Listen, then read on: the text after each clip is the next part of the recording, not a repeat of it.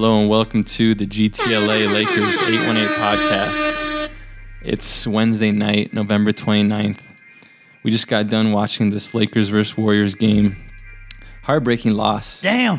Lakers lost in overtime, 127 to 123, and let's just get right into it. I got the breakdown of the final few plays. So we were down 3, 121, 124, and the Warriors had the ball. Something like 20, 30 seconds left. Durant had the ball at the top of the key. Ingram, his protege, his mini Durant, B.I., cookied Durant. That was crazy. Yeah, cookied him, right? Durant just No one's expecting this. Yeah, he was just lazy and cookied him at such a clutch time and drove it. It was just one-on-one, Ingram, Durant. Durant obviously made a smart foul. Ingram was so close to getting the and one. Like, oh my God. So dude. close. It would have been like literally a fairy tale ending that if he made that layup. Yeah, so, and Ingram, who's been struggling at the line this year, made both free throws, which made the lead 124-123 Warriors with about 15 seconds left. And then at this point, I don't know. I mean, Luke Walton subbed in Josh Hart for Jordan Clarkson, like specifically right at this point, I guess, to play defense. I mean, I don't know. And Steph got the ball, and he just ran into him. I mean, Steph kind of embellished it a bit, but, I mean, he put the ref in a tough position, as Chris Webber always says, and the ref made the call, sending Steph to the line. What'd you think of Hart coming in? It was like a rookie mistake. It's a rookie mistake. Why is the rookie coming in at the clutchest 15 seconds left? I mean, Clarkson's been in the whole time. You got to finish with him. I mean, it doesn't make sense to bring in a rookie who's cold off the bench for a huge defensive play. I mean, you got to ride with Clarkson. Like, I would have to have my trust in Clarkson as a coach. Like, hey, Clarkson, you're in this for the 5 minutes of overtime. I want you to finish this game, and you got to trust him on the defensive end as well as offensive end. Yeah, I agree. I mean, you put a rookie in. I mean, I don't care what Hart's reputation might have been in college. Like, this is a rookie. And he's going to make a rookie mistake. Made a rookie mistake. So Steph went to the line. Warriors up 1 with about 10 to 15 seconds left. Steph makes the first, so Warriors go up 2. And he misses the second. And this was the worst part of the game. You got to play every shot like a miss. Draymond Green just got a O-board. Or no, wait, dude. Yeah, he got the O-board. Well, he tapped it. Yeah, he tapped it against. He tapped it out towards the other side. It went all the way like half court, like just right. Yeah, it went to like half court, and it was a race between. Clarkson hit a little bit, but KCP was racing Iggy for it, and Iguodala came with the ball, and then they ended up getting more free throws. I mean, the board that you're supposed to get, you couldn't get, and they said it in their post-game interview. They just didn't line it up right. You gotta have Randall, the similar body type, boxing out Draymond, and Lonzo Ball. This should have doubled on the box out with him. Yeah. So Steph went back to the line again, had 2 more free throws. Warriors were up 2. He makes both free throws. So the Warriors go up 4, and that was pretty much the ball game right there. Ingram, he had a huge game this game. Let's see, had a career high, 32 points, had 5 rebounds, 3 assists, 3 steals, 2 blocks, 2 threes, which is nice. Shot a really nice percentage from the field and free throw line with 12 for 21 from the field and 6 to 7 from the free throw line.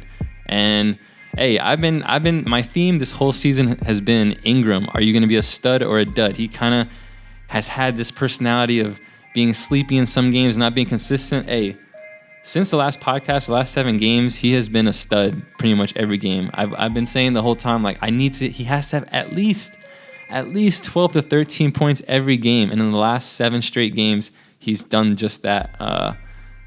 What is he averaging? He's averaging, I think in the last 7 games, he's averaging like 19, right? Oh, I have his numbers for So in the last 7 games, Ingram's averaging 19 points, 6 rebounds, 4 assists, a block and a half, 51% from the field, 70% from the free throw line. 50% from the field would definitely get it done. Yeah, that's That's sick. For you know what's crazy is like last few games has been knocking down that 3-2, which is the whole beginning of the season, the whole first part of all of preseason. Like he wasn't shooting the 3. Like it seemed like he really went away from it. He was selling for the mid range, and we know he can definitely take it to the rack now.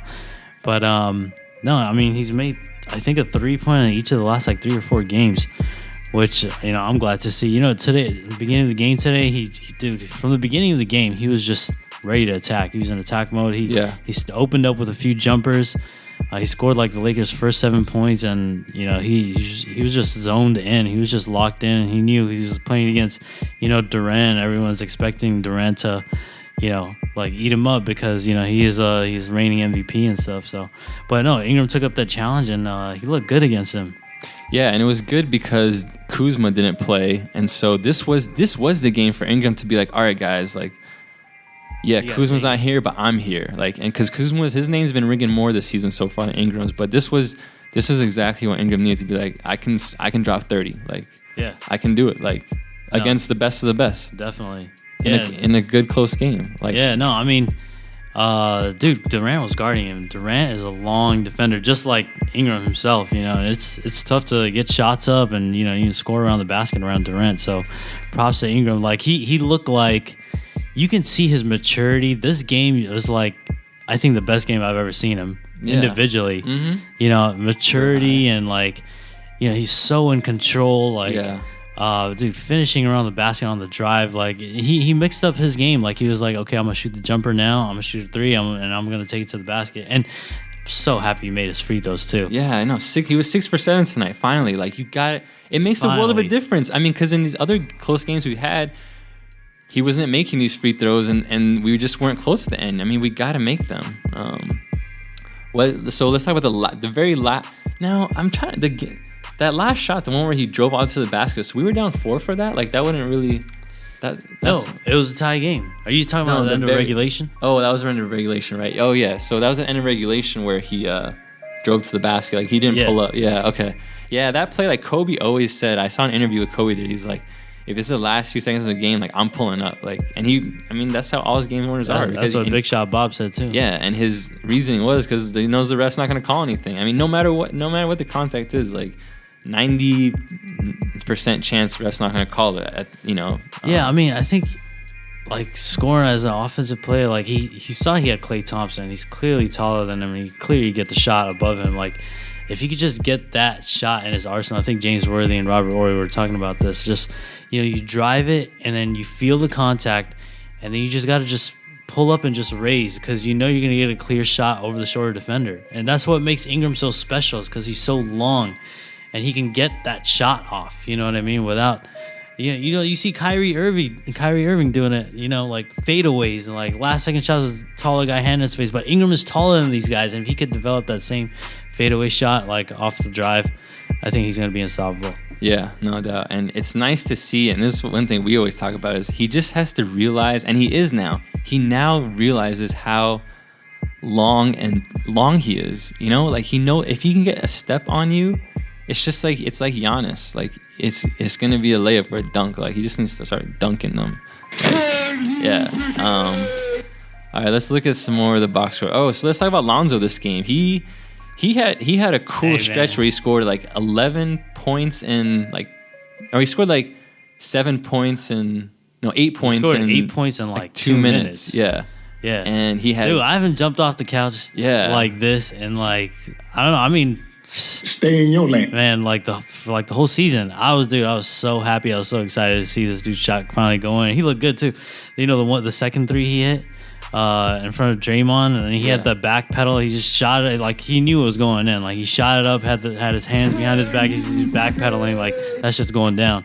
That's the confidence that we need, dude. Like oh my, it looked really good. Like he looked confident, and then he drove it and he finished with the right. Yeah, finally. Yeah, finally. I mean, it's just like a fundamental thing. I was really surprised he didn't go with the left on that, to be honest with you. Even though, like, he has that right hand layup and he loves that left, but I'm happy he finished with the right. Yeah, and these are those glimpses of Lonzo that people get to see where it's like, man, like this guy is gonna be so good. Yeah, like, you see, that's like a small, like, you see those flashes of like greatness. You know? If you could just lock in and zone into that, and it's just a matter of time before that happens. Yeah, Lonzo finished with 15. Hit a double-double, 15 points, 10 assists. It was nice to see that he made 3 straight threes like that. I don't know if he's done that this season. Like he made 2 in a row quickly, and then his next one he shot like a few minutes later. He made it. So he hit 3 threes in a row. He made both of his free throws, which was cool. Yeah. Because I have this weird stat. Let me look. Let me see if I can find this. I think. I think last 3 games, right? He's hit over like 2 threes, right? Yeah, he's been making some threes in each game. Like he has. And then today he made 3. So that's good. Yeah, no, it's a great sign. Yes, that's some good progress. I mean, hey, forget about the percentage. The percentage is as low as it is. Like, it can only go up from here. Like, you just got to start making those shots. Like, yeah. All right. I'm gonna quickly run through some of these other numbers for this game so we can move on. But Pope had 21 points, 7 rebounds. Clarkson, 21 points, 8 assists, 6 rebounds. Randall, 20 points, 4 rebounds. And Brook Lopez, another dud game, 6 points, 1 rebound.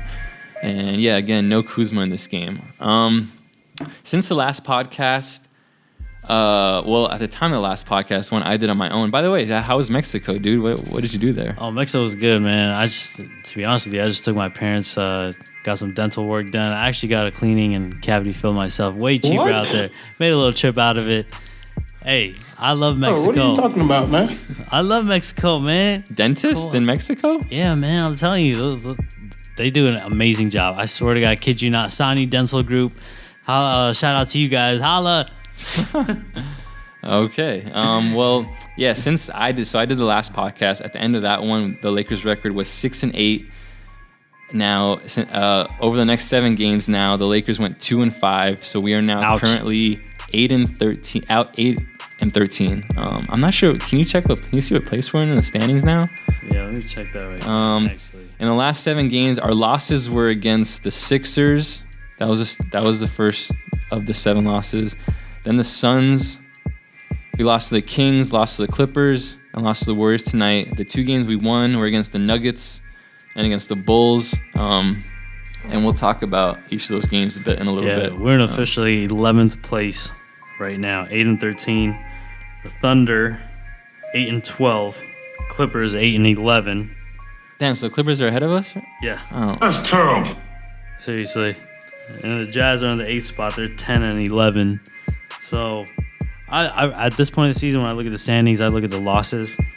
The wins are the wins, but Lakers have 2 more losses than the Jazz, who are in the 8th spot. So, we got to hold those losses. We got to get a couple W's, and we gave up some games that I thought we should have won. They're really disappointing and heartbreaking losses. Like, you can't lose to the Kings and to the Queens Flippers. And the Flippers. Yeah, man. Come on.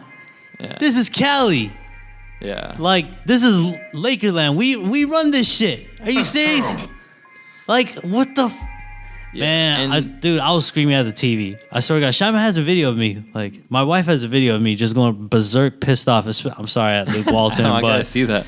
Dude, at Luke, I'm serious. Oh. Like, my God, what happened those games? Like, I'm sorry, I gotta go on this rant. I think I'm gonna go right now. Go in. Look, man, against the Clippers, right? I think what happened in the 4th quarter. Lou Williams got hot. Lou Williams just, I don't know. This guy, I mean, we saw him do it the whole of last season. I mean, we saw him do it. The coach, his teammates, everyone saw him do it. Like, this guy's going to score. He gets a shot. He likes to go left. He likes to shoot. And when he goes right, he's going to take it to the basket. And it just seems like we just could not get a stop. Like, I don't know. Like, you have to be able to switch up and give him a different look, double him or something, just to make him. You got to make someone else beat you. Like, this guy's beating you the whole game. If anyone's going to beat you, make some role player beat you. And again, there's a lot of times I remember Hart was guarding him at points like in the 3rd or 4th quarter. He was getting cooked. Like, I swear he was getting cooked. I don't get it. But, the thing that, Kuzma came out of the game, which Oh, just yeah. I did not understand. All right, yeah. Let's talk about this game. Yeah, let's talk this. Yeah. Like, why did Kuzma come out of the game, and why did Clarkson come out of the game? I'm sorry, but yeah, the only good thing I could have gained from the Clipper loss is you gave Lonzo Ball that experience of closing out the game the last 6 minutes. Mm-hmm. But which is good for him as an individual. But for the team, it's a loss. Like, you got to finish. It's all about winning at the end of the day. And, you've benched Alonzo before. You got to ride with Clarkson. He's your scorer. And you got to ride with Kuzma. He's your scorer. I mean, what didn't make sense was Randall had a really bad turnover in the fourth quarter. I think it was a charge or something. It was a bad turnover. And I saw early in the last few games, whenever like Kuzma has a bad stretch, he has a turnover, a bad defensive play, he yanks him out immediately. Mm-hmm. He takes out Kuzma. He's like, "You're sitting on the bench, like you're not playing." And Kuzma, like he looks mad, but I guess it's a disciplinary action. He takes him out. So when Randall does a same really bad mistake in crunch time in the fourth quarter, why do you not take him out?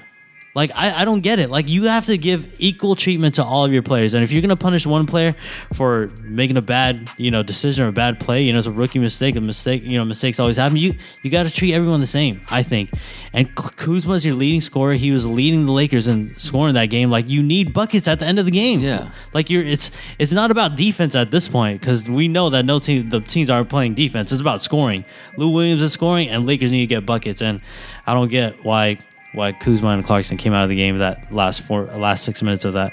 Yeah, game. I mean, quickly with regard to Clarkson, yeah, like, I mean, if you're trying to win the game, like, Lonzo really wasn't that engaged in that game, and Clarkson had a good game. I'm sorry, but he was a non-factor. Yeah, he was a non-factor in that game, for sure. And then Kuzma, and then, like, it was sad because it's like Luke again. I remember it's just like the Raptors game, I remember, which was weeks ago now, where just untimely substitutions where it's like, you realize it too late, and then you put Kuzma in with 48 seconds left? Yeah, like, seriously. So Kuzma's not going to be in from the 7-minute mark all the way down to... And then, because I remember, like, a minute before that, Randall got an open look at a 3, which he shot, and you don't want him shooting that. That's like, no, it should have been Kuzma, like, if anything. Yeah, like, I'm not saying he wouldn't, but the chances, the probability of him making it are way higher than Randall shooting it. Like, Kuzma, let me. Where's this Kuzma? This is ridiculous to you. Let me see. In his last 6 games, he's averaging 3 threes a game and shooting 48% from the 3-point line. Like, that's insane. Like, those numbers are ridiculous. 48%. That's like Kyle Korver, JJ Redick stuff. Like, I mean, Steph's never had a season where he hit over 48. But no, I'm not saying Steph. But that was just over the last 6 games. But yeah, he should have been in. He's been on a roll. Like, you got to, like, he's the best one of the best offensive options we have on the team, and you got to have him in at the end of the game, I think. Yeah. So, and give him the experience. Let him close it. You know what I mean? Like, come on. Yeah. I mean, no, it's just like, if you want your best player in. I mean, you definitely want your number 1 player, which arguably I would say Kuzma's been the best Laker this season. And let's say he's not. Let's say he's the second best Laker, like, at the least. Like, you want those guys in the last 6 minutes of the game. Like, that's just obvious. No team's like, oh, you know what? We'll just sit Steph Curry out, or, we're not gonna. Oh no, let's just sub out James Harden with 4 minutes. Like, he's not gonna be in the last 5 minutes. So, yeah, I didn't get that. But let's talk about Pope this game. This was a Pope game actually. He had 16. He had 16 points in the first quarter, which was the most by any Laker this season. Like, highest points in a quarter, 16. He ended with 29 points, and he was hot. He was hot in the beginning of the game. That first half, dude, this guy was on fire. This guy, you just letting it fly, dude. He knew that basket was as big as the ocean to him. Like, there was like a 2-on-1 fast break, and like, I think Kuzma could have had a dunk or Randall, and dude, this guy, he just pulled up. He's like, this shit's about to go in. He just let it fly. I was hyped. Yeah, no, and Pope was, dude, he's been awesome. Just the last, actually the last 4 games, in the 4 games in a row, including tonight, he's had at least 20 points. That's crazy. Yeah, he's averaging like 22, right? Something like that, 21.8, I think. I have his 4 games. Last I'm 7 talking about games. 4 games. Okay. Yeah, over the last 4 games, he's definitely gonna be over 20. But even this is over the last 7 games. The stats: 19 points, 6 rebounds, 2.5 assists, 3 threes a game, 2 steals on 45% shooting from the field. He's just like the rock for the. I mean, he's one of the rocks. Him and Nance, I'd say, is a rock. I mean, every single game like this season, he's solid. Like, I can never see him like having like a really off game, or even let's just say offensively, he's not there. Like, he's in the game. Like, he'll find another way how to impact the game. Like, whether it's on defense or whether it's, just help defense or anything. Like, he's always there, and like I feel comfortable. I almost feel relaxed when he's in the game. Like, I know like his margin of error. Like, he doesn't do any out of control crazy plays. He plays within himself, and dude, he can shoot. He can shoot the ball, and he plays deep, like, which is what we need. Yeah. All right. Let's talk about Larry Nance's return. He returned for this Clipper game. Question for you: are you up or down on Nance returning as a starter after Kuzma's nice little run there? What do you think of that? I think the first game he should have came off the bench. Just let him kind of come into it. Anyone after from an injury, like, I mean, we've seen it, like, throughout the years. Like, they come over there out for a month. The first game they don't usually start. Like, they'll come off the bench, play somewhat limited minutes, and then maybe after 2 or 3 games, like, they'll get in the rotation and start. But I mean, I was glad to see Junior out there on the floor because we definitely need him. He's definitely a positive he brings to the team, and he brings the defense we were missing those last few games. I think, and I felt like if we had Nance, like, the outcomes of some of those games would have definitely been different. Mm-hmm. Yeah, I was fine with Larry Nance starting immediately. I mean, because it's not he didn't miss that many games. I think he missed, I don't know how many he missed, actually, like 10-ish or something. But in the last 7 games, I know we went 2-5. That's with Kuzma starting. It's like, that's not that good. So let's just get back to what it was. And so that was cool. No, I have another question about this game that I saw happen. So there's another substitution. Luke Walton question. Riddle me that. Riddle me this. Brook Lopez got 2 fouls in the first 3 minutes of the game against the Clippers. Oh, don't make me start with Brook Lopez. And no, that's not even about him. And the first sub off the bench, it was Andrew Bogut.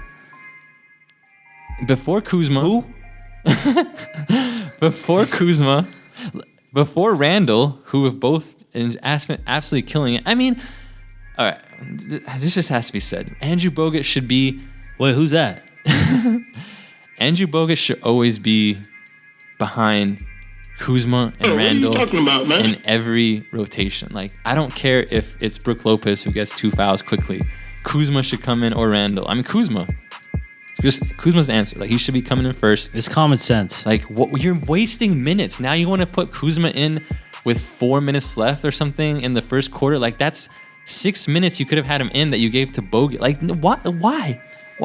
Bogut should be like the last option. Like, if the Lakers are up by 20 and there's 3 minutes left in the game, he should be coming in. Yeah, seriously. Like, what is going on, hey, dude? Luke, I'm gonna go, dude. Luke, I got something for you. That guy could not hit water if he fell out of a boat. I hit the wrong button. Luke, no, this one. That guy could not hit water if he fell out of a boat. Oh my god, that's so weird. All right. Yeah. Just pause it. No. Let's keep going. Yeah. Yeah, like that was really weird. Yeah, no, Kuzma should come in, but no, seriously. I mean, Bogut is like, I mean, offensively, like, you gotta. In this day and age, I think every single player on the court has got to be able to score and has got to be a threat offensively, and Bogut is just not a threat. Like, I feel like he passes the ball and he literally just like goes away and he walks away. I mean, dude, there was a possession today, and this is not Bogut's fault, really, but he did have the ball in his hands. It was that thing, that offense where Bogut catches it or the center catches it at the top of the key in their, motion or whatever. And I think Clarkson and Corey Brewer and Randall were on the off side of the court, on the off ball, and on the weak side, I guess I should say. And they're running through screens and they're running through like staggers and like trying to do a backdoor or something. And Bogut had the ball in his hand for literally 10 seconds. Like, he was holding it. Like, holding the ball. Stopper. Like, that's how he plays. and then he finally has to go to the other side of the court. But I think the moment where you hold the ball and it's just the ball is not moving, players are moving, but the ball isn't moving. That's when I think if the offense is botched, and I think that's the hole in the offense. Like the ball has got to be moving simultaneously with the players, and I think that's when the Lakers are most effective. I mean, we've seen it before. We saw it in the Sacramento game. Was it Sacramento? But there's always been flashes of like good ball movement and good player movement, and it's always in sync with each other, and that's when you get the best offensive results. Not when the ball is held up top by your big man who's not even a threat, who can't even shoot the ball. Yeah, I completely agree. Let me just close out this Clipper game so we can move on. So Ingram had 17 this game. Kuzma had 15 points, 3 threes. Clarkson has 17 points. And yeah, screw the Flippers. That's all I got to say. Should have won that. Yeah, so to get us back on topic, again, with their record and what we were 12th place, you said?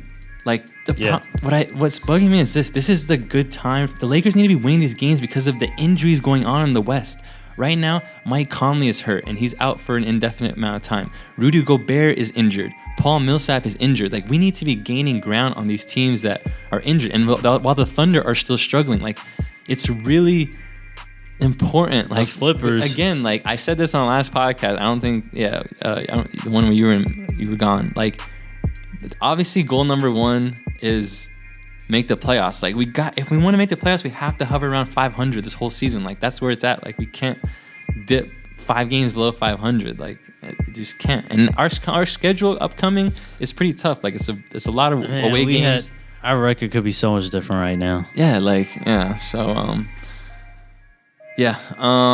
let's see. Wanted to go over some. I wanted to ask you. Even now, Blake is out for the Clippers. Oh yeah, and Blake's out. And Gallinari's been out for them too. He didn't play that game. The Clippers aren't going to make the play. The Clippers are going to suck for the rest of the season.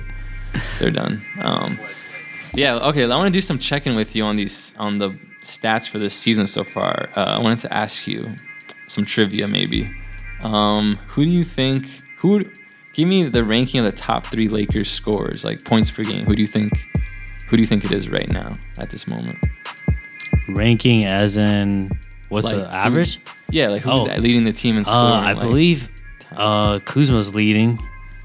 Correct. And then I say after that, I think Ingram's close, right behind, and then Clarkson. Am I right or am I wrong? Or I get confused? I should know this. Kuzma, Clarkson, Ingram. Kuzma, Clarkson. What's the averages? Kuzma's averaging 16.7. Clarkson 15.2. Ingram 14.9. Oh, they're okay. They're almost right there within each other, but yeah. Hey, Ingram's picking it up though. He's coming on strong for sure. Yeah. All right. Who do you think are the top 3 rebounders for the team? Who? Oh man, that's tough. I gotta put number 1. I don't know. It's Lonzo Ball or Larry Nance. I gotta say Ball, Nance, and Randall have to be up there, but I don't say what order. Yeah, those are the top 3. It's Nance first, then Lonzo, Randall. Nance, obviously, I'm not the stat guy. So no, it's just kind of trivia to see what. I'm just curious what you think without having looked at this at this point in the season. So yeah, Nance is at 7.5. Lonzo's almost at 7.5. Randall's at 7. Anything else interesting from this? I'd like to see Brooke up there, but I don't think that's gonna happen. All right, let's talk about Brooke. Okay. Who? In his last 7 games, he's averaging 9.5 points and 4 rebounds. And get this. In his last 4 games, these were his point tallies: 6 points, 5 points, 5 points, What? 4 points. Oh, what are you talking about, man? Not only that, in 3 of his last 4 games, he's only had 1 rebound in each of those games. Hit water if he fell out of a boat. That's terrible. Yeah, I don't know what's he looks like he's upset every time he gets subbed. He's all into it, and I don't see it. I said he got subbed out the last game against the Clippers, and I mean, because he's been struggling. He hasn't played either. And he showed a lot of like anger and like emotion. He was like, he seemed pissed off at himself, like what's going on. But man,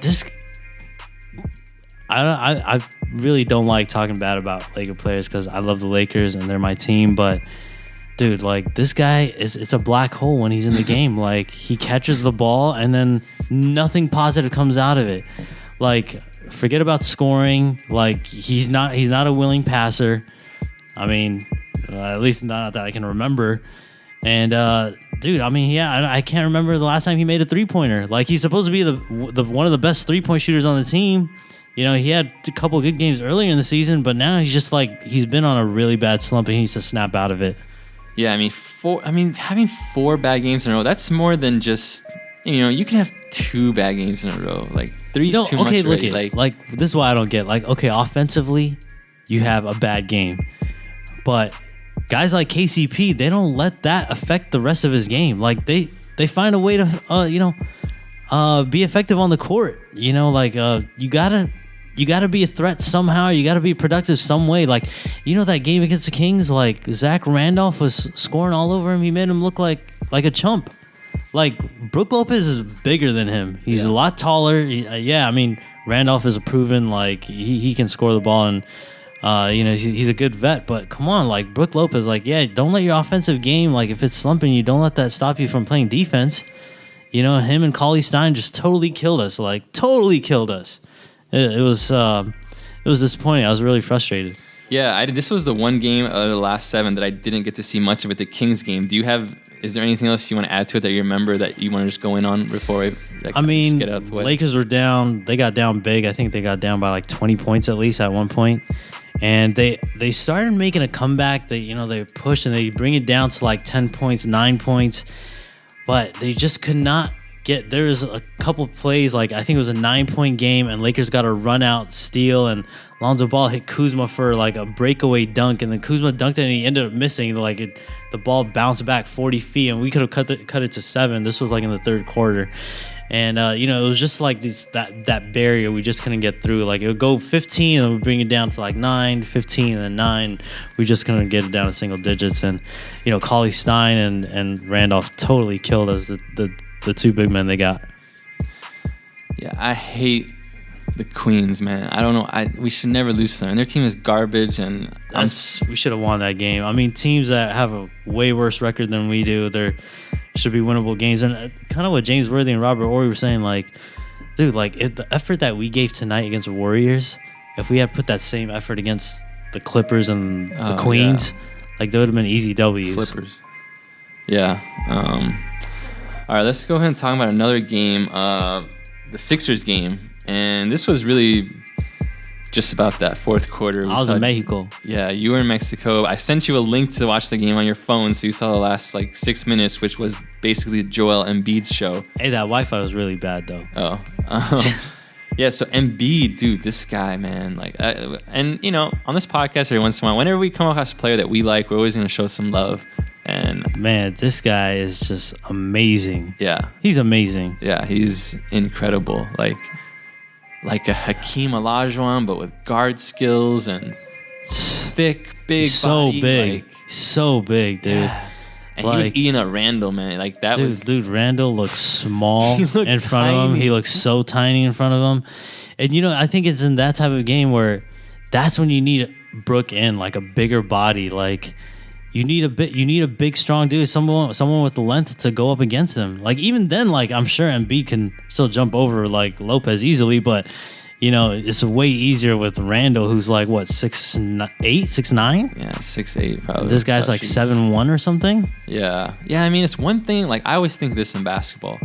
If someone's killing you from the outside, like, a guy who's an inside player, like a Joel Embiid, like, you'd rather Joel Embiid be beating you by hitting 17-footers, like, than just getting layups, give me layups. And he was just, like, the coach, you have to see that, okay, my man Randall, like, Embiid's getting layups every time. Like, and Embiid, the thing is about Embiid, you should know this as a coach, is he likes shooting. Like, it's kind of like, but you would rather him shoot, Like if I was playing against LeBron, like, I would rather him beat me by trying to shoot me out, like, than to be killing me in the inside. Like, it's too easy. And Yeah, like, I mean, I'm not saying Brook or Bogut would have been able to stop him, but I would have rather them keep him out, try to keep him outside the paint. And if he scores a 12-footer just because he does some Dirk fadeaway and they can't guard it, I'd rather that happen than him just getting jump hooks and in the lane. For like, sure, I agree, definitely. Yeah, like, No, yeah. I think. I mean, I didn't see the game, but I looked at the stat box. I think that game,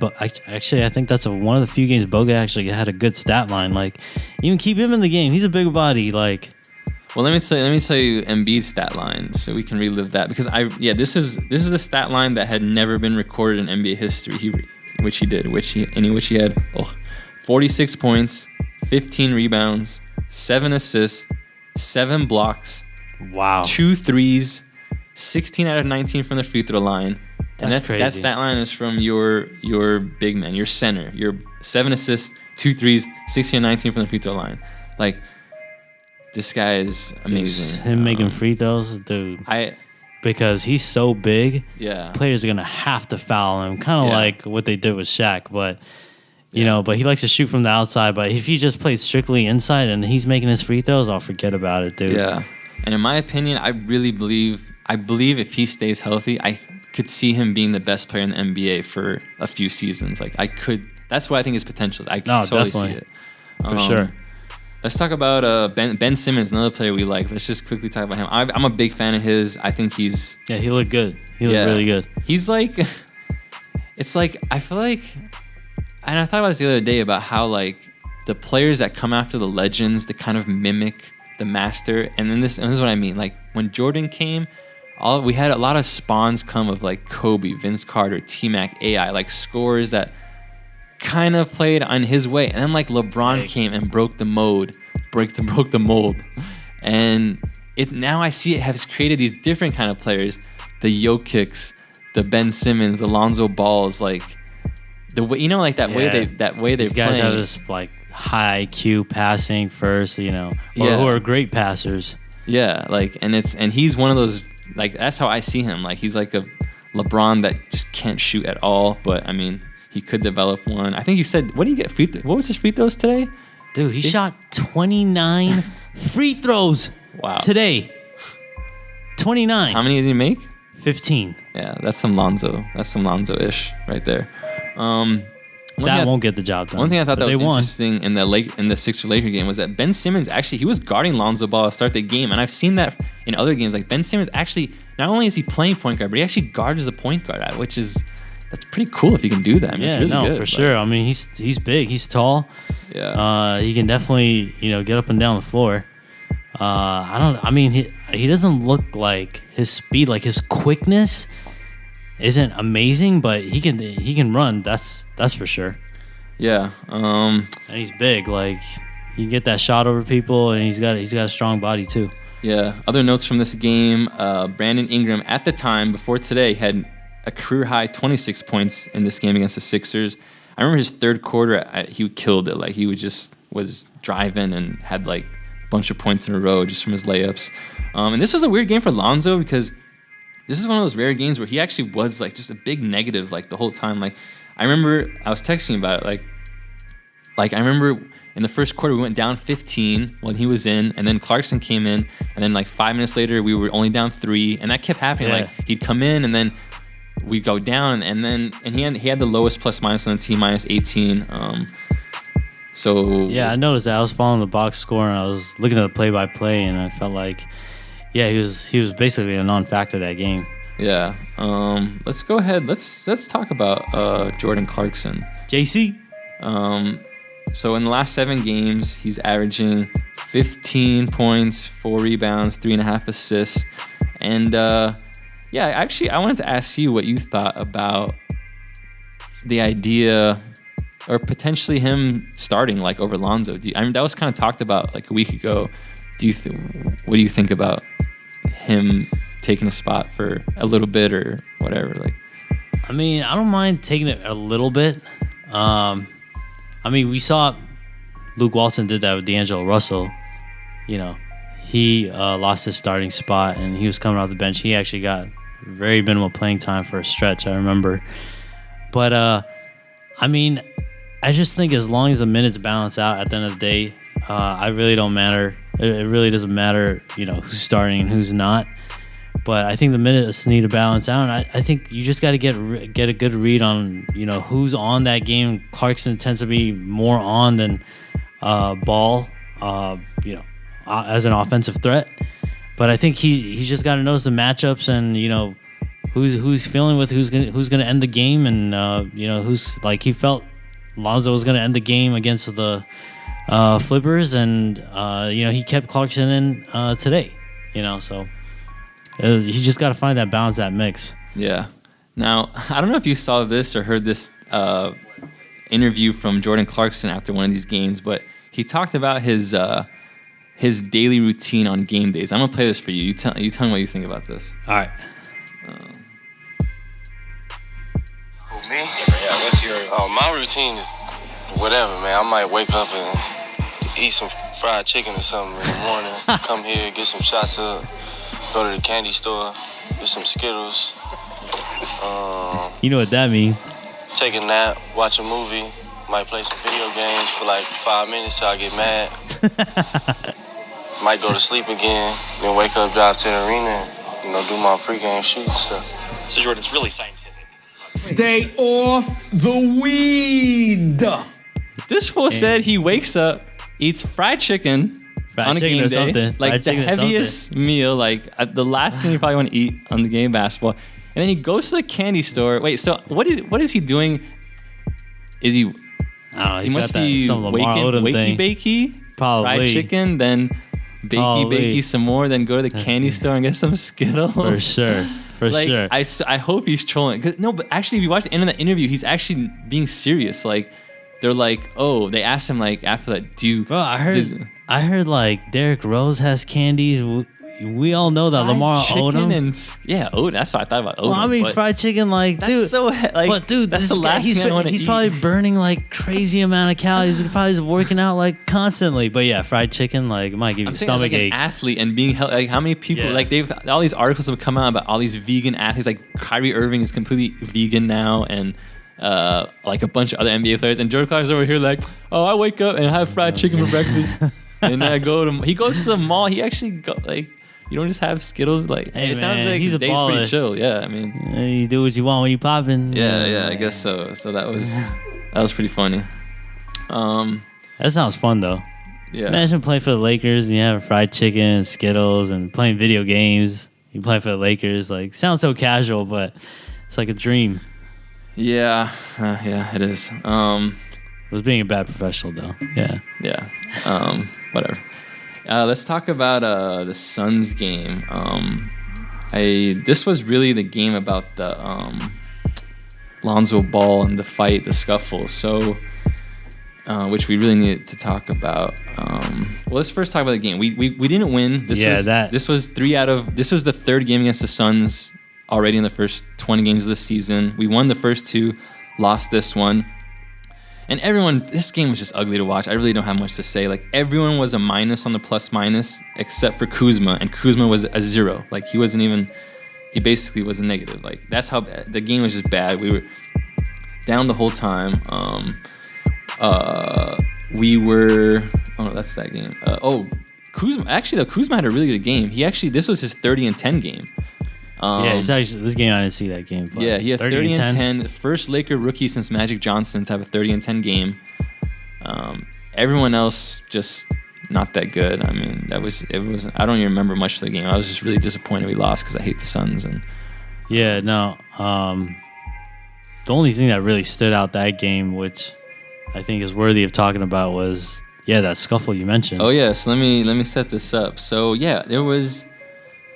Do I have the... Oh, I thought I had the time. There was like 3 minutes left in the fourth quarter, and the Suns called a timeout. Tyler Ulis had the ball, and Pope was like right near him. They kind of like bumped each other on the way to their benches, and then like just immediately, like just a little push-off went on. And it didn't get shrugged off. I mean, as a man, like...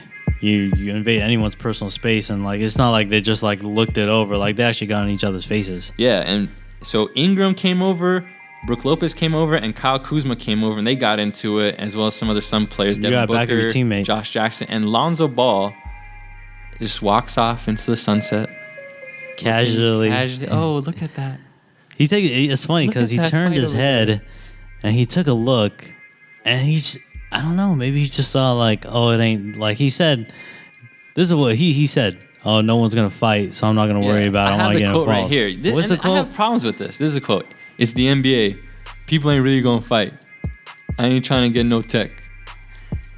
Who cares about the tech? I mean, really? Like, I really didn't like that. Look, first You of all, gotta show some I emotion. love Lonzo. I will always back him up. I'm all about Lonzo. I will buy all his stock. Anyone trying to sell Lonzo stock right now, hit me up. I'm buying all of it. I'm also buying all Big Baller brand stock. If you Both are ain't gonna with us blow when up. you down, don't be with us when we winning. But Hey, this we is one with you right thing now. I can never back up Lonzo about what happened here, and I'm just gonna have to forget about it. Like, I'm just gonna be like, all right, he's just kind of being a kid or something. He's just being young, dude. Yeah, he's just like, being really young. like you. This is something like he's gonna look back on, I'm sure, one day, and he's gonna be like, "That was me." Like, I can't believe I did that. You know, I hope so. I'm pretty sure it's gonna happen one day. But yeah, dude, you gotta show that emotion, that fire, that passion. Especially you gotta back up your teammate, especially when it gets personal like that. Like, you can't look at it and then keep just walking walk and away. look back like you're you looking at you see your bench and your three of your other teammates like rushing over, and you just like casually just walk away. But yeah, no, Lonzo, I love you, man. But come on, man, you gotta show that fire. Yeah, that was That was strange. I don't think I've ever seen that before. yeah, no, it was strange. It was, and what do you think? I thought it was interesting that Luke Walton said about it. He's like, oh, one of the players talked to him. I don't want to get involved, basically. Like, I mean, really? Like, if you're the coach... This is what Lonzo was thinking in his head. Stay in your lane. Exactly those same words from his dad. You stay in your lane, boy. I ain't trying to get no tech. I mean, My boy ain't getting no tech. You're too smart for that. Yeah, and then so, hey, let's just get into the next game, though. Lonzo had hilarious. Lonzo had a comeback game the next game against the Nuggets, which was nice to see. And I was really nervous because there was all this talk in the media about him not getting involved in that scuffle. And then we played the Nuggets the next game. And I remember I texted you early on because in the first 4 or 5 minutes of the game, he looked really nervous and really scared. And I was really worried. I was like, no, please, you can't crumble right now. And I started that game late. I was watching it. Yeah. And he definitely did not. He finished with his second triple-double of the year, having 11 points, 16 rebounds. What? And 11 assists, 2 blocks. He became the only other Laker rookie in NBA history, along with Magic Johnson, to have multiple triple-doubles their rookie year. He had the most rebounds by a rookie guard since Steve Francis in 2000. Who That's had 17 rebounds. Holy. That's like, what is that? Let me do my math. 18 years? 17 years? Yeah. That's crazy. And 17 years. Wow. Yeah. And this game, we kicked the Nuggets' butt. I mean, we were up the whole game. It really looked like a weird game to me. I was like, because I like... Hey, that was weird though that Jokic got ejected in the first the quarter. Jokic ejection that was I thought that was unwarranted. Like the coach after one technical, flipped out. Dude, this dude ran into the middle of the court in the middle of the play. Yeah, that fool. He like stopped the fast break. He's like, my players ain't gonna stop this. I'm gonna stop this. Yeah, and Jokic got ejected right there. It was kind of like the LeBron ejection. Like it's like 2 days ago. You say yesterday? Yeah, it was yesterday. Like you get. Like, don't you get a tech first? These like refs, straight ejection. These refs have been blown the whole year. I think seriously. And it's not just. I'm not talking about the Lakers. I'm talking about I think I said this before, but a few games I've seen like on ESPN, NBA TV, like the refs have been making some really, really bad calls. And I don't know. Like I think the training program that these refs went through in the beginning before the season started. They're probably reading the wrong manual, dude. Like, seriously. Or the wrong training. I mean, it's just one thing I've been noticing. Like, this is the second time where after one technical, these players are being ejected. Like, I mean, come on, you got to at least give them one technical, let them breathe. Like, it's an emotional game. Even the technical against Jokic, I'm a Laker fan, but I'm not trying to back him up or anything. I'm just saying from, like, critiquing the refs. Like, this dude, maybe he said one thing here, argued a little, and he just automatically got tossed out. That was kind of strange. So, Lakers better have won that game. Like, yeah, no, they killed. They were up 22 at halftime. We won by 18.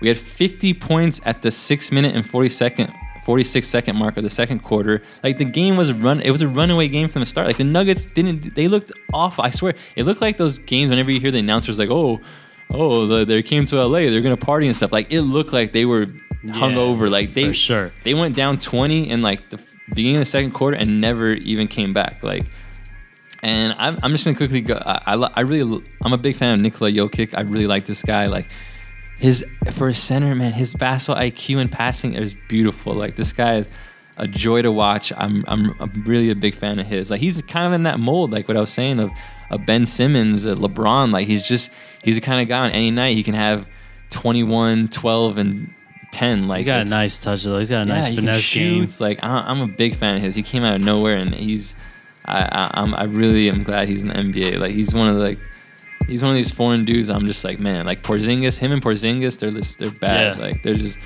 they're bad dudes. I see some Porzingis in him, and I see some Pau Gasol in him. Like, yeah, but he's got his own flair too. It's kind of weird.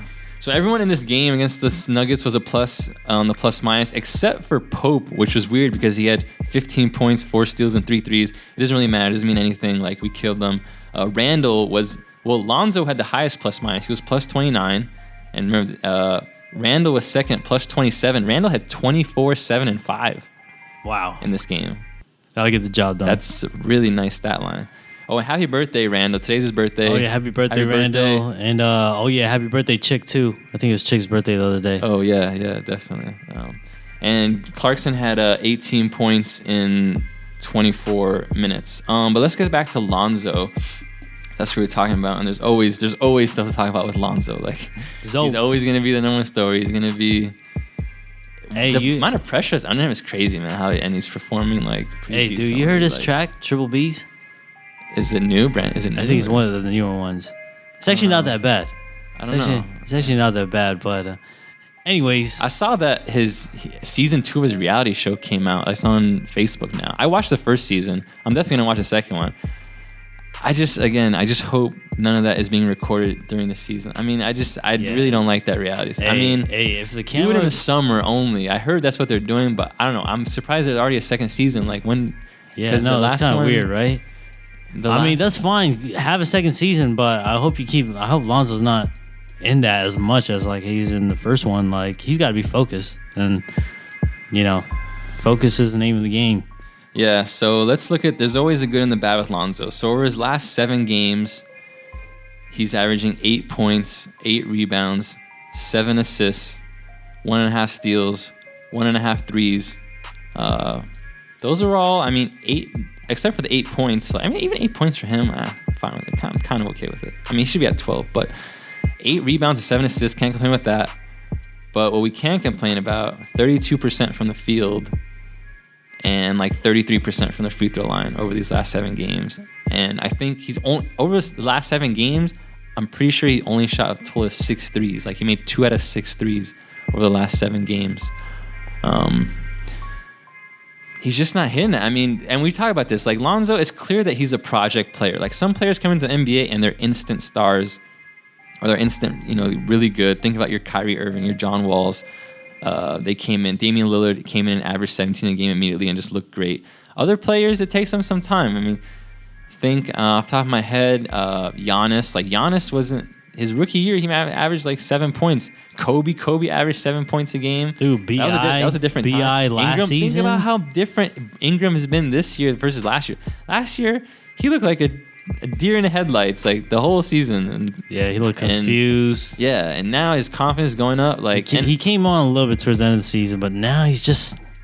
Even 1 year, like that training... After 1 year, you know, and then imagine you put the same thing, with Lonzo, and then cross our fingers, knock on wood. But I'm looking forward to see Lonzo make some strides, at least towards the end of the season, individually, on his shooting. But actually, Kevin McHale said it on NBA TV, Players Only. He's like, look at Lonzo. It's a fact. He's 10,000 shots away from becoming a decent shooter, and he's just got to put in the work. He's just got to get some more shots up. He's going to get stronger. He's going to get faster, but he's got to put those shots up. And, he said it himself, like, it's just about his confidence and it's in his head. And, today he made 3 3-pointers, and he's like, yeah, I felt good coming off the screen. He knows they're going under him. He knows all the teams want him to shoot the ball because his percentage is really bad. But he's just shooting it with confidence. He's just like not even thinking about it. He said, I'm not thinking about it. I'm just shooting it. And, man, I was so happy to see these threes going for him. That's what he needs. That's what he needs. You see that ball go through the bucket as a shooter, you're just like, okay, that feels good. And then that's how your confidence builds. You got to take it one game at a time. Yeah, and I found this. I looked up some interesting numbers just regarding how bad of a shooting he is, but compared to other rookies in this class. So he's shooting and I pulled this data 2 or 3 days ago, so it might not be exactly current, but it's not going to change that much. But so he's shooting 23% from the free throw from the three, Lonzo. But these are other rookies. Josh Jackson shooting 27% from the 3-point line. De'Aaron Fox 26%. Jonathan Isaacs, 29%. Frank Ntilikina, however you say it, 24%. Dennis Smith Jr., 28%. And Malik Monk and Donovan Mitchell at 33% are the only guards in the rookie class above 30%. So everyone's struggling. It's just that Lonzo, the microscope's on him so much, and, well, he is the lowest. But, I mean, Dennis Smith, everyone's on him, 28%. De'Aaron Fox, 26%. I mean, dude, so these are rookies. That's really bad. Seriously, yeah, but I know. So I'm saying it's not every, it's not... You just got to put in the work. It's not the end of the world. Yeah, people are tripping, to be honest with you. I really think everyone's tripping. I'm not at all, to be honest with you. I've full belief and confidence that I think he'll be fine. It's expected. Come on. What do you expect this kid to do? He's literally 19. He's 20 now. There's so much pressure starting point guard of the Lakers, the Los Angeles Lakers. It's just going to take him some time to get into his rhythm. I think he'll be fine. So, yeah. He's just got to practice. He's going to put up some more shots, and, he'll be good. Yeah. No, exactly. So this is this interesting... And this is the glimpse of how beautiful his game is. There's only 4 players in the NBA right now averaging at least 7 points, 7 rebounds, and 7 assists. The first 2 you're very familiar with, LeBron, Russell Westbrook. The next 2, Ben Simmons, Lonzo Ball. That's crazy. Really? Yeah. Holy crap. That's elite. And yes, that's special. Lonzo is only he's barely above 7. You have to say 777 because his points, he's only at think about it, how many points is he averaging right now? Offensively, he looks so bad, and he's still 9 points a game. Offensively, individually, he looks so bad, shooting wise, but he's still mentioned in that category with those names. Yeah, and think about if he just gets his shooting together. But what's crazy about it when you think about this is those other 3 players I've named, 2 of them are considered the greatest athletes. In my opinion, LeBron and Russell Westbrook are the 2 greatest athletes in NBA history. Oh, I would say. As of this moment, for sure. Yeah, and Ben Simmons is a 6'10" guard freak. Lonzo, everyone's oh, look, he's too skinny. Oh, he's too... Look it. So that's incredible that he's able to match their numbers by being some puny little kid. Hey, check this. No one, people forget about this. Ben Simmons, and this is nothing bad about it. I like Ben Simmons. He's an amazing player. But think about this. Ben Simmons did not play his whole, which was supposed to be his rookie season last season. Think about it. He was literally training, NBA training, for a whole year. An off season is 3 months to get your off season training in? He's doing it for 12 months, getting NBA training. I'm talking about being in the gym, doing drills, doing every single possible thing to work on your game and perfect it. Literally, that's 3 off seasons worth of NBA training he has under his belt. And Lonzo Ball doesn't have that. I'm just saying, imagine if you put Lonzo Ball in that same situation where he literally sat out the whole season. He just got training on his shot, on his jumper, on getting in the weight room, and he just came back. Initially his first, but his second year in the league, I'm sure Lonzo would be somewhere else right now. And don't think the Sixers don't know what they're doing. I'm onto something with them. I'm onto something about the Sixers. They have some plan. I think they might be really smart, holding these players out for a year. Yeah, so look, first it was Nerlens Noel. I mean, some of these people did have serious injuries for sure. Like Nerlens Noel, he was the first one. He tore his ACL in college, but he didn't play at all his rookie year. Then it was Embiid. He didn't play his rookie year. And then he didn't play his second year. No one thought he wasn't going to play a whole 2 years. Everyone thought just a year. Ended up missing a whole 2 years. Ben Simmons comes. This is number Okafor now. Oh yeah, well Okafor they don't care about. Like he's That's not even, true. yeah. So he's not playing? Yeah, he's not playing. Ben Simmons comes in. He misses a whole year. Like, and I remember when his injury happened. Actually, it was kind of like weird. Like I don't know. Yeah, and then now Markelle Fultz. I'm telling you right now, don't be surprised if Markelle Fultz does not play a game for the rest of the season. Like. I don't know. The Sixers are onto. They're doing something. Like I think they think just what you just said. Like if we sit them out a year, they can get a whole base of NBA training. Like getting in the weight room, just getting shots up, and just perfecting their game, chiseling their game to like as good as it can be, and then coming and starting in strong. But I don't know, man. There's different theories. Maybe the Philadelphia 76ers. I don't know who their owner is, but. Maybe he just wants to hold these players and he wants to keep them from getting like these max deals and have trading options. I don't know. Yeah, I don't know. Like, you don't know how these owners, what they have planned for the players. Like some of them think about it. If you really think about it, some of them really don't care about winning. Some of them just care about making money. Just something to ponder upon. Yeah. All right. Well, let's wrap up on Lonzo by talking about none other than his dad, LeVar Ball. These quotes, these were from like I don't know over a week ago now, but we haven't talked about it. So this was regard to him and like the coaching and stuff. I'm gonna read some of these quotes. He's he was criticizing the coaching. Quote: "Go get the W. Do whatever it takes. That's why I'm down here saying." Rebound. He's been away from me too long. Talking about Lonzo. I see tendencies in his game. They're trying to baby him a little bit. He went on. They're soft. They don't know how to coach my son. I know how to coach him. I tell him to go get the victory. Stop messing around. And then he was asked, does he have a problem with Luke Walton? No, I have a problem with losing. Ooh, I like that quote. And then he goes, what I mean by babying him, he'll figure it out. It ain't about that. Be patient with him. Ain't no patience if you're winning. Okay? They're letting it go too easy, saying they're a young team. Forget about that. Put the onus on them. Say, you guys need to win. You've got enough talent. Win some games. When you're playing at home, you don't lose. It ain't okay. That's why they're so cool with losing by 5 or 6 to say we was in the game. All right, some of these quotes are really weird, but I mean, I definitely. What do you think about that? I mean, LeVar's LeVar. Like I'm always gonna believe this guy knows exactly what he's doing. He's just being a troll. Like he's putting on one of the greatest acting jobs of all time, like in front of everyone's eyes, because he knows there's no such thing as bad publicity. Bad publicity. Bad publicity is good publicity. Whatever that quote is, it's so true, especially in America today.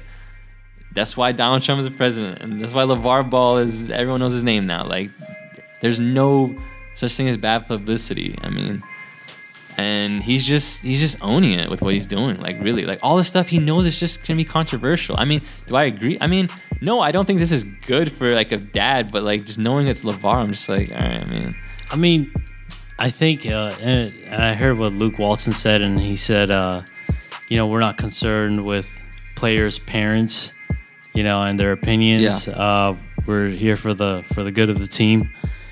But I think Luke should, just look at it take it for face value. And if you feel like you don't have to. No one's asking you to like, okay, now walk up to LeVar Ball and ask him what should I do with Lonzo Ball. No one's asking you to do that. But just take a little piece about what LeVar had to say, and maybe he should just change up his plan that he has for Lonzo, and just maybe let Lonzo roam, just let him be a little bit more freer on the court. And I think kind of what you said earlier, like this with this offense, like I don't know, maybe it kind of like restricts him, like from being who he really is naturally. It is. No, it is like, and you can tell Lonzo is like just trying to follow the coach, run the plays. Like I swear, if he was in like a Mike D'Antoni system, like he would just be going. Man, bonkers one thing I just noticed, like Lonzo from his interviews, I don't know, maybe I didn't think about it before, but I feel like Lonzo, he's still just like he's still a little kid, man. He's still a boy. Like, you know, he's not a man. Like he can't make that ultimate decision for himself. Like he's still with the family. You know what I mean? Which it's tough for him, you know. But hey, that's just the way it is. That's how it is. Yeah, like. And he's so young, like, and it's true, and that's when I think about like why he released those rap songs and stuff. It's not that he's being pretentious; it's just that he's a little kid. Like he doesn't realize how.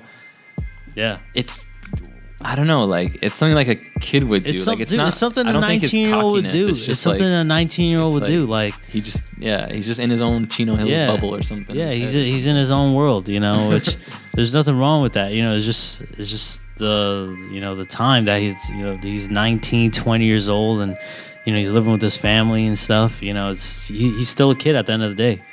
Yeah. All right. I just want to talk about one more thing before we kind of wrap it up, and that was something I saw on social media about Brandon Ingram and D'Angelo. I sent you that thing, remember? Yeah. So apparently, Ingram and D'Angelo both unfollowed each other on Instagram. And it just seems like, I don't know if they're real reports, but I mean, I just kind of believe this stuff that apparently they didn't really like each other that much. And people are speculating that Ingram's the reason that D'Angelo's not in LA anymore. Apparently, someone's saying that Ingram told Magic he couldn't play with D'Angelo in their exit interviews. And I don't know about that. Maybe. I could see it. Maybe it's possible because you could see some of the frustration. Not just maybe Ingram had the balls to say it, but I think the other players, even Clarkson, even like Randall in the back of their mind, they're like, look it.